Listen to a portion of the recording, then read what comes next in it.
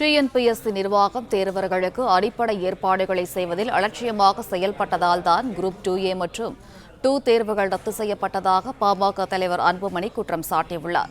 கூடுதல் விவரங்களை வழங்குகிறார் செய்தியாளர் பாண்டியராஜன். வணக்கம், விவரங்கள் என்ன? பாமக தலைவர் அன்புமணி ராமதாஸ் அவருடைய சமூக வலைதள பக்கத்தில் அடிப்படை ஏற்பாடுகளை கூட செய்யாததால் டிஎன்பிஎஸ்சி குரூப் 2 மற்றும் 2A தேர்வுகள் ரத்து செய்யப்பட்டிருப்பதாகவும், போட்டித் தேர்வை நடத்தக்கூட திமுக அரசுக்கு துப்பு இல்லை எனவும் ஒரு விமர்சனத்தை முன்வைத்திருக்கிறார்.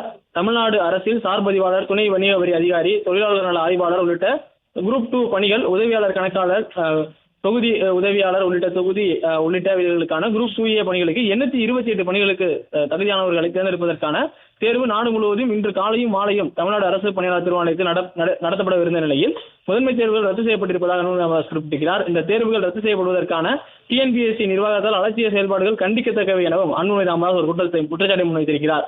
மேலும் இதை கண்டித்து தேர்வர்கள் சாலை மறியலில் ஈடுபட்ட நிலையில் அவர்களுக்கு நந்தனம் கல்லூரிக்கு அழைத்துச் செல்ல மேற்கொள்ளப்பட்ட முயற்சிகள் தோல்வியடைந்த நிலையில் தான் தேர்வுகள் ரத்து செய்யப்பட்டன எனவும், சென்னையில் தேர்வு தொடங்காத நிலையில் கோவை உள்ளிட்ட பல மையங்களில் தேர்வு தொடங்கி 1 மணி நேரத்திற்கு பிறகுதான் ரத்து செய்யப்பட்ட செய்தி தெரிவிக்கப்பட்டது எனவும் அன்புமணி ராமதாஸ் குறிப்பிட்டிருக்கிறார். இதனால் மாணவர்கள் கடும் மன உளைச்சலுக்கும் தேவையற்ற அலைச்சலுக்கும் ஆளானார்கள் எனவும் அன்புமணி ராமதாஸ் அவருடைய சமூக வலைதள பக்கத்தில் குறிப்பிட்டிருக்கிறார்.